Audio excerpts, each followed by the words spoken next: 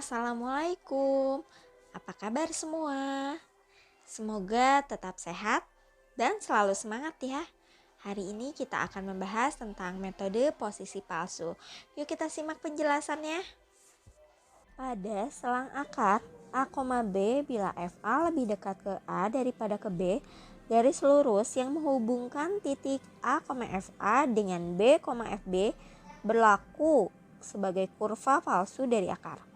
Andaikan C titik potong garis tersebut dengan sumbu X yang merupakan akar palsu dari Fx, maka akar akan terletak pada selang A, C atau C, B.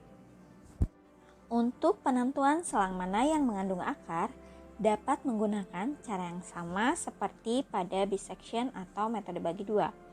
Penentuan titik C dilakukan dengan mencari titik potong garis dengan sumbu. Sekarang kita masuk pada algoritma metode posisi palsu. Pertama, kita tentukan dulu selang A, B-nya, lalu kita cari C0 sama dengan 2B min 1.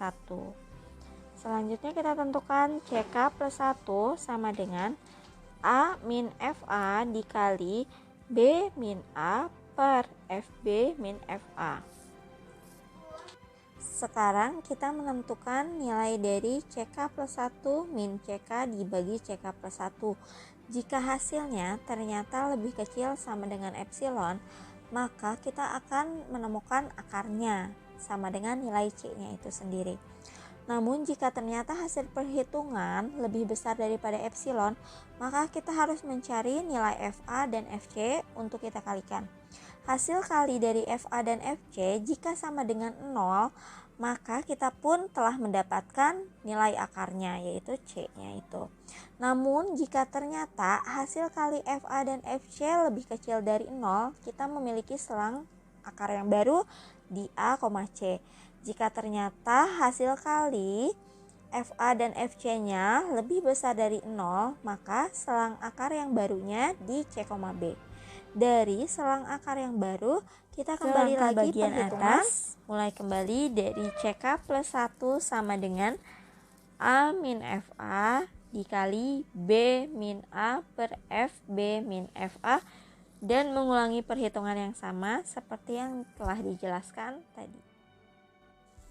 Contoh soal, gunakan metode posisi palsu untuk menentukan hampiran akar Fx sama dengan E pangkat X min 4X pada selang akar 0,1 dengan epsilon 0,1 hingga 4 angka signifikan.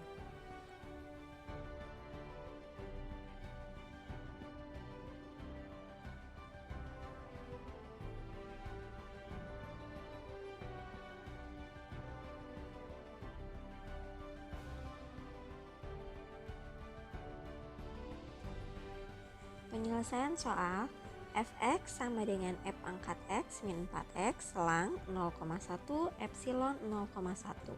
Selanjutnya kita menentukan nilai A dan B-nya. Ini kita ambil dari selang akar yang diketahui, di mana A-nya sama dengan 0, B-nya sama dengan 1. Selanjutnya kita menentukan nilai FA. A sama dengan 0 kita substitusikan ke persamaan E pangkat X min 4X. Hasilnya FA sama dengan 1. Dengan cara yang sama, untuk B sama dengan 1 kita substitusikan pada E pangkat X min 4X. Hasilnya adalah min 1,282.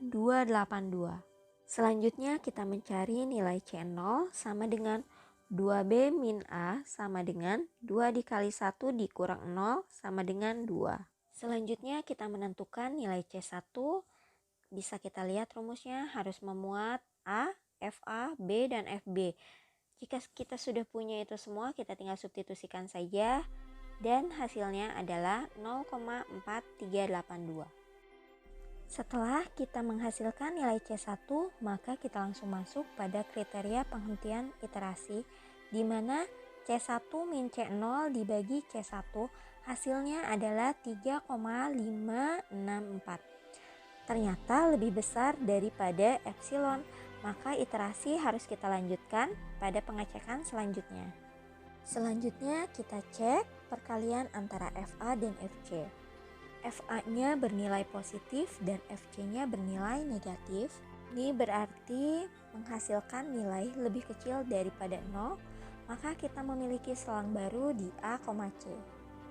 Selang baru ini kita gunakan untuk perhitungan selanjutnya pada CK+1 sama dengan C2. Pada iterasi kedua, kita menggunakan selang baru 0 dan 0,4382. Selanjutnya kita mulai menyiapkan FA dan FB untuk perhitungan di C2. Setelah dapat hasil C2, kita lalu masuk pada kriteria penghentian iterasi dengan rumus C2 diambil C1 per C2. Ternyata hasil perhitungannya masih lebih besar daripada epsilon. Maka kita masuk pada tahap selanjutnya, yaitu pengecekan perkalian antara FA dan FC. Oh iya, jangan lupa nilai FC di sini adalah hasil substitusi dari nilai C yang terbaru ya, yaitu C2. Hasil perkalian antara FA dan FC di sini ternyata negatif ya, karena FA-nya positif, FC-nya negatif. Artinya kita memiliki selang baru di A, C.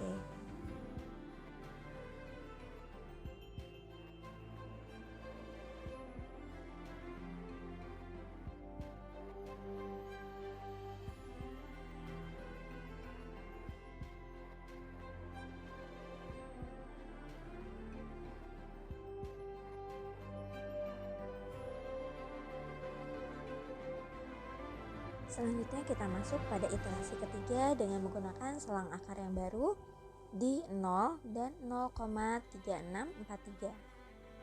Pada pengerjaan selanjutnya masih sama seperti yang sudah-sudah, kita tentukan dulu nilai A dan FA-nya, lalu B dan FB-nya. Selanjutnya kita menentukan nilai dari C3-nya, kita substitusikan semua A, FA, B, dan FB-nya ke dalam rumus sehingga menghasilkan nilai 0,35380. Lalu kita masuk pada kriteria penghentian iterasi dengan rumus C3 diambil C2 dibagi C3. Dari hasil perhitungan diperoleh 0,01760. Ternyata lebih kecil daripada epsilon. Maka perhitungan iterasi selesai dengan nilai hampiran akar 0,3580. Sekarang yuk kita mulai latihan. Tentukan hampiran akar Px sama dengan X pangkat 3 min X kuadrat plus 2X min 1 menggunakan metode posisi palsu ya, pada selang 0,1 epsilon 0,03, teliti hingga 3 angka signifikan.